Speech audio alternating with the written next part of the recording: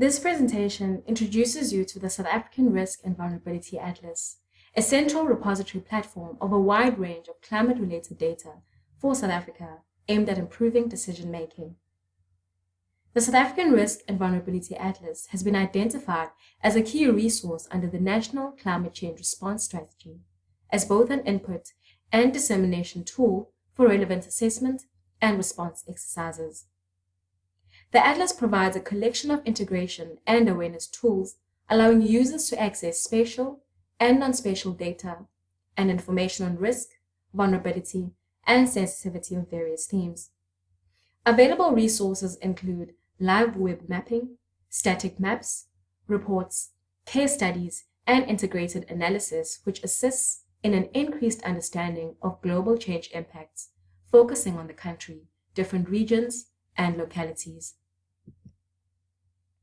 You can access the South African Risk and Vulnerability Atlas website by opening your browser and navigating to this URL. That's www.sava.dirisa.org. The website currently does not require any login details for access. So once you land on the page, you can go directly to the tabs and links you want to access. This is what the website's homepage looks like. You can navigate the website resources and services using the black navigation bar along the top of the page. These tabs can link you to various themes, resources, case studies, and reading risk sections of the website.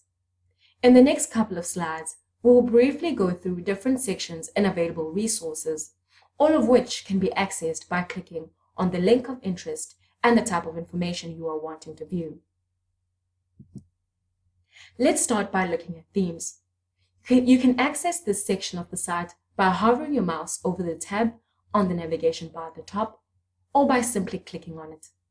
As listed in the image, themes or sectors considered on the site include socioeconomics, human settlements, climate and weather, biodiversity, forestry, ground and surface water, disaster management, agriculture, emissions and air quality, coastal and marine, and environmental health. These themes have been linked as close as possible to the national climate change priorities. You can access each theme page by clicking on your theme of interest.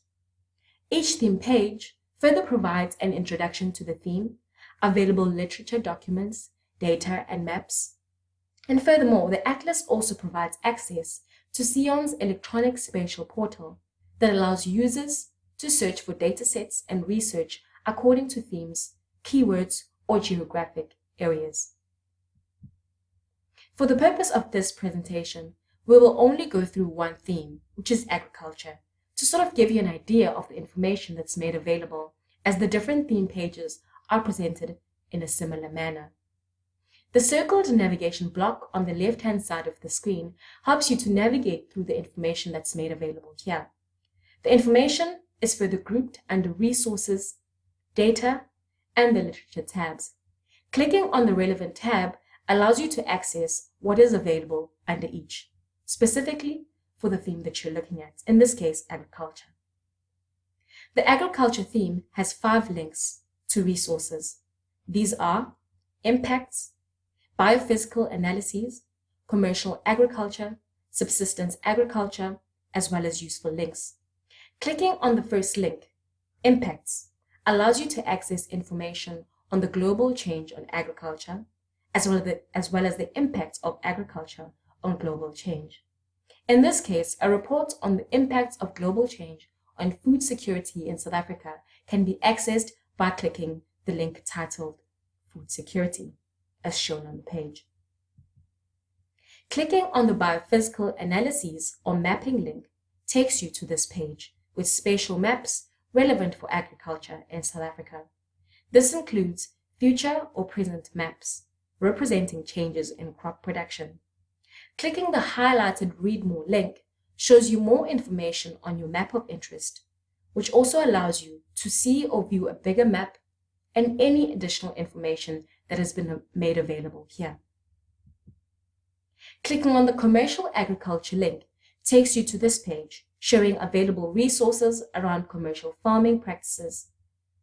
There's also more information that's made available on 3 topics, which include animal management, cropping systems, pasture and grazing lands as listed in the table shown on the slide. You can access more resources and information by clicking on your link of interest. Clicking on the Commercial Agriculture link takes you to this page, which lists available resources around commercial farming practices. For the agriculture theme, information varies from reports, journal articles, as well as data sets such as the impacts of climate change on livestock management in Africa, effects of climate change on dairy cattle in South Africa, considering cattle farming in Southern Africa under a changing climate, as well as livestock numbers per province, and so forth. Links to other useful resources can also be accessed by clicking on the Useful Links tab.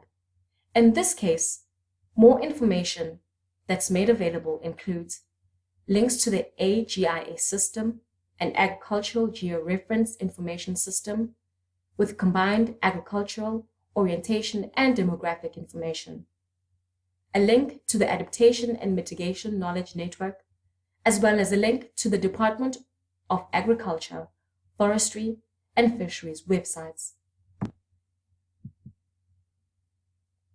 Now that we have looked at available resources, we are going to look at the types of data you can access here. You can access this by clicking on the Data tab on the left-hand side of the screen.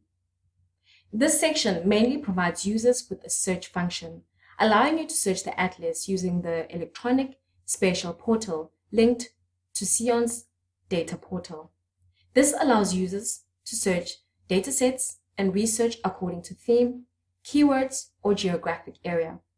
The portal mapping and analysis function can be manipulated according to your requirements. For agriculture, the tool allows you to view spatial data on crop production of selected crops in South Africa. You can select for crops by using the drop-down selector function shown at the top of the slide. You are able to select different crop categories or types based on whether they are starch-based, lignin-based, oil-based, or firewood-producing crops. After your selection, a map displaying the selected data will load on the right-hand side of the screen. You are then able to view more maps based on the selection. The example on the slide shows spatial information based on starch-based crop selection made on the drop-down menu, and further, sorghum yield estimated selection from the drop-down selector. The map on the screen shows sorghum yield estimations in South Africa with the scales on the bottom left-hand side of the screen. Similarly, you are able to view maps for other agricultural products based on their classification of either lignin-based, oil-based, or firewood-producing crops. The map displays the map of groundnut yield estimations in South Africa. Map images can be saved by right-clicking on the little black arrow next to the word map above the legend and selecting Save. Additionally, the tool allows you to search for available resources using the search function on the top left corner of the map area. You can search the entire atlas by typing in search or keywords in the clear area next to find. You can refine your search by selecting the type of data you want displayed, as well as filter by author. The data portal works primarily with data that has been referenced in an indexed and searchable repository. The example on the screen shows an example where the user wanted to view information on ground nuts. Anything that mentions ground nuts or that has the word ground nuts is then pulled through to the results page as displayed on the screen. You are able to refine the search and also search by author. There's also an advanced search option as shown here. The last link on literature takes you to this page, which displays various literature links such as peer-reviewed articles as listed on the slide. Clicking on the case studies link takes you to the case studies page. Case studies are examples of exploratory work that has already been done and serve as an example or guidelines. The case studies also showcase how global change plays out in selected key sectors, assisting in the understanding of global change and vulnerability and the likely responses to these changes. These include cases on climate change and water resources from cities in South Africa, and so forth. Clicking on the Reading tab, the last tab on the navigation bar, takes you to another tool which is meant to assist you with understanding, reading, and assessing risk.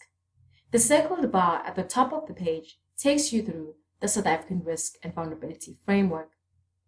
This includes responding to risk and vulnerability framework as mentioned, understanding risk and vulnerability, and integration and analysis. We have now briefly looked at the South African Risk and Vulnerability Atlas, a central repository platform of a wide range of climate-related data for South Africa, aimed at equipping decision makers with information on the impact and risk associated with global change in the country.